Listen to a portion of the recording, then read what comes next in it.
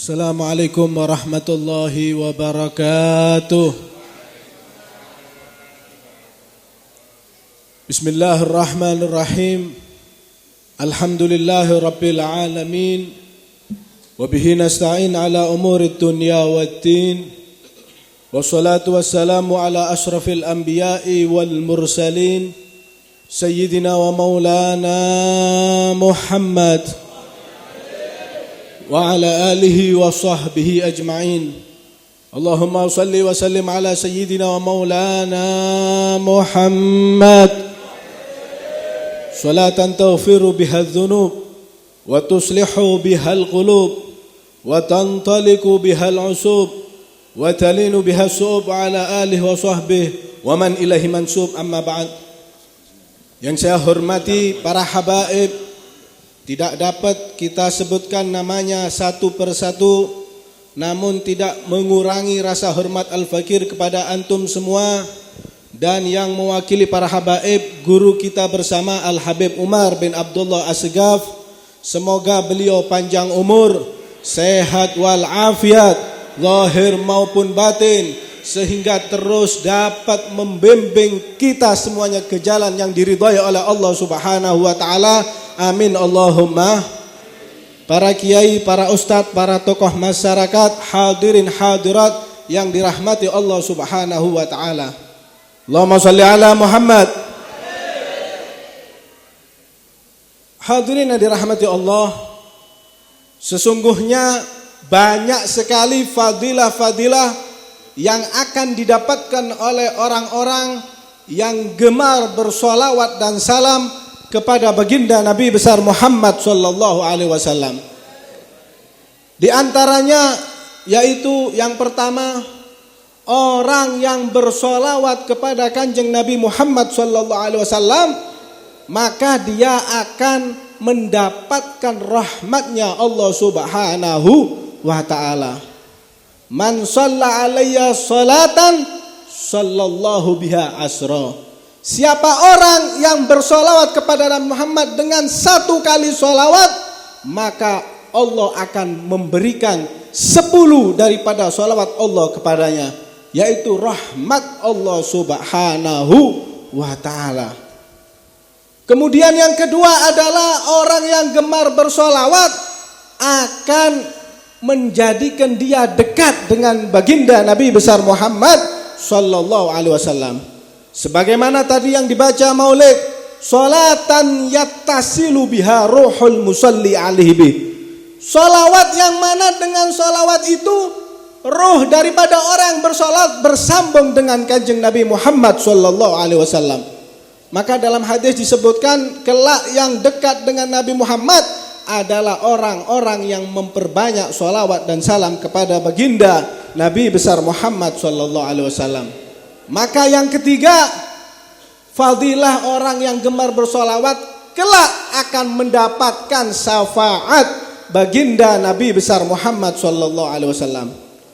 Dan yang keempat hadirin, orang yang bersolawat, gemar bersolawat, insya Allah hajat-hajatnya akan disampaikan oleh Allah Subhanahu wa ta'ala.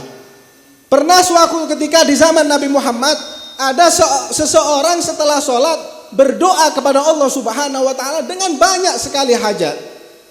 Maka Nabi Muhammad mendengarkan ini orang dipanggil. Wahai fulan, engkau berdoa kepada Allah tanpa memuji Allah terlebih dahulu dan tanpa bersolawat kepadaku, kata Nabi Muhammad. Maka sesungguhnya engkau termasuk orang yang tergesa-gesa. Karena itu kalau kepingin doa kita ini diijabah oleh Allah, jangan lupa memuji Allah dengan alhamdulillahi rabbil. Kemudian wa sallallahu ala sayyidina Muhammad. Baru setelah sholawat kita panjatkan doa-doa kepada Allah Subhanahu wa ta'ala. Allahumma sholli ala Muhammad.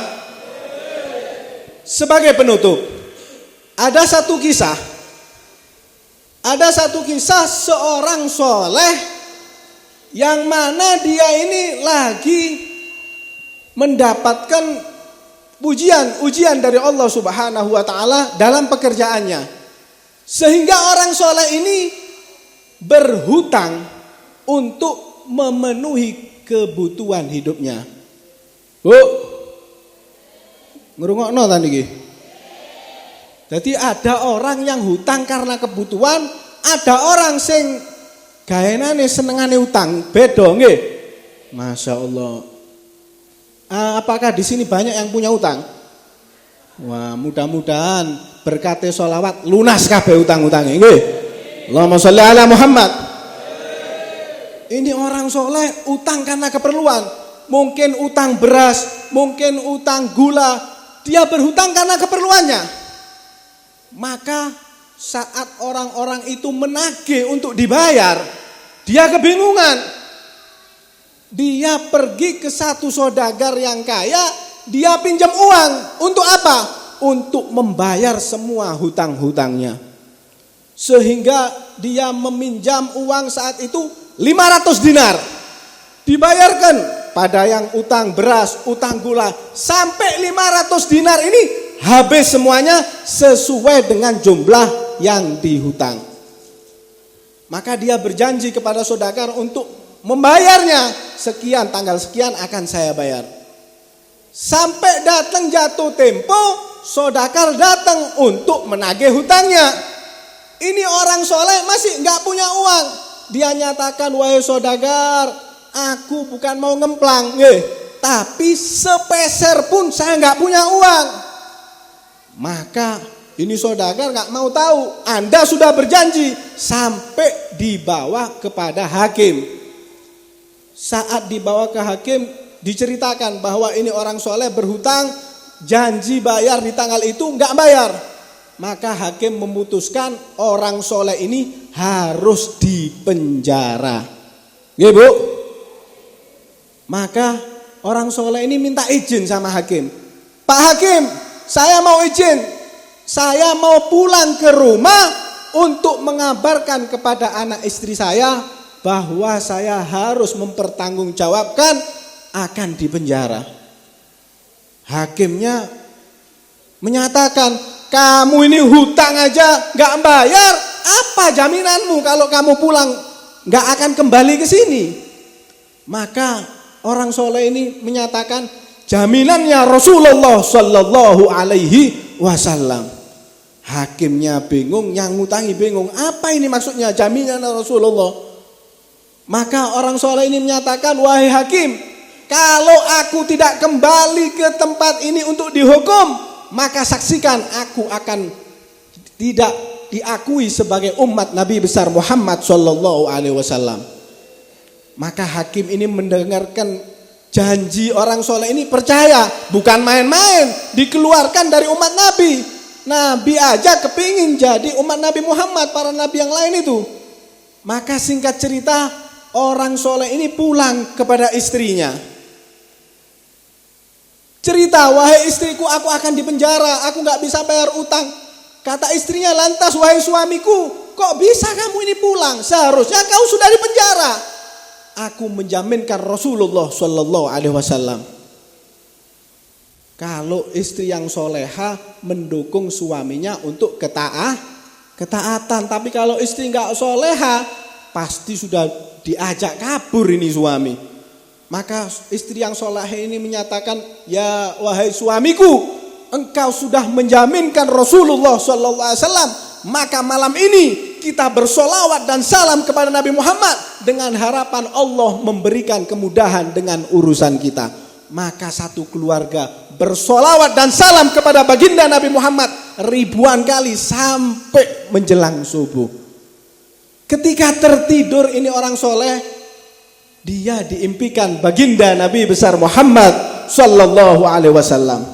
Dalam mimpi Nabi Muhammad menyatakan, wahai orang soleh, engkau telah menjaminkan diriku, engkau telah bersolawat dan salam kepadaku ribuan kali, engkau bertawasul kepadaku, maka saksikan aku akan membantu urusanmu. Pergilah engkau kepada gubernur yang ada di sana, sampaikan salamku, salamnya baginda Nabi besar Muhammad Sallallahu Alaihi Wasallam. Katakan padanya bahwa solawatnya yang istiqomah 1000 kali setiap hari setelah sampai kepadaku. Dan sampaikan kepadanya terakhir, semalam dia bersolawat kepadaku, dia kebingungan.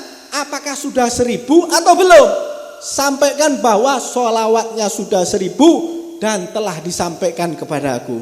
Allahumma sholli ala Muhammad.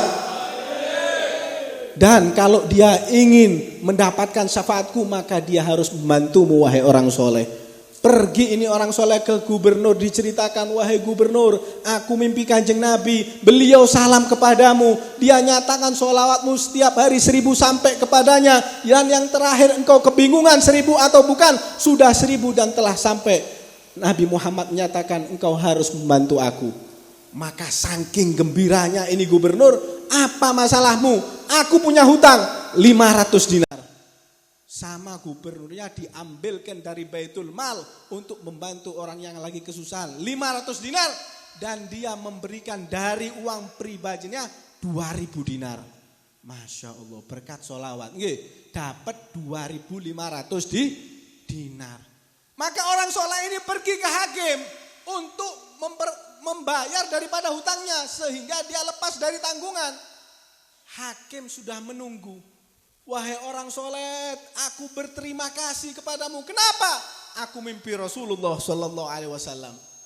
Nabi Muhammad menyatakan, jika engkau membantu orang soleh ini, maka aku akan membantumu di yaumil kiamah. Maka saksikan, aku membantumu 500 dinar. Dia pergi untuk menemui daripada orang yang punya hutang yang ngutangi, sudah nunggu di depan pintunya. Sudah nunggu di depan pintu menyatakan, wahai orang soleh, terima kasih. Berkat engkau aku mimpi Rasulullah Sallallahu Alaihi Wasallam.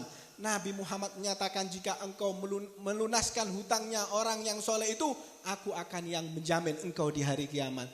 Maka orang soleh tadi yang asalnya hutang 500 dinar mendapatkan 2000 dari gubernur, 500 dinar daripada hakim, dan dibebaskan hutang daripada orang yang menghutangi tadi. Berkat apa? Berkat sholawat kepada baginda Nabi besar Muhammad Sallallahu Alaihi Wasallam. Karena itu hikmah dari kisah ini yang dapat kita ambil, jangan kita ragu dengan Kanjeng Nabi Muhammad. Siapa orang yang gemar bersolawat dan salam kepada baginda Nabi Muhammad, maka hidupnya akan selamat dunia sampai akhirat. Hutang-hutangnya akan dilunasi dari jalan min haitsu la yahtasib, jalannya Allah Subhanahu wa taala. Allahumma sholli ala Muhammad. Karena itu mari, kalau kita punya acara apapun itu, mau nyunat anak, mau selamatan rumah, mau akikoh, jangan ngundang dangdutan, nggih. Karena itu akan memancing amarah Allah Subhanahu wa taala. Undang majelis Raudhatus Salaf sehingga desa kita mendapatkan keberkahan dari Allah Subhanahu wa taala. Hadza minni wal afu minkum. Wassalamualaikum warahmatullahi wabarakatuh.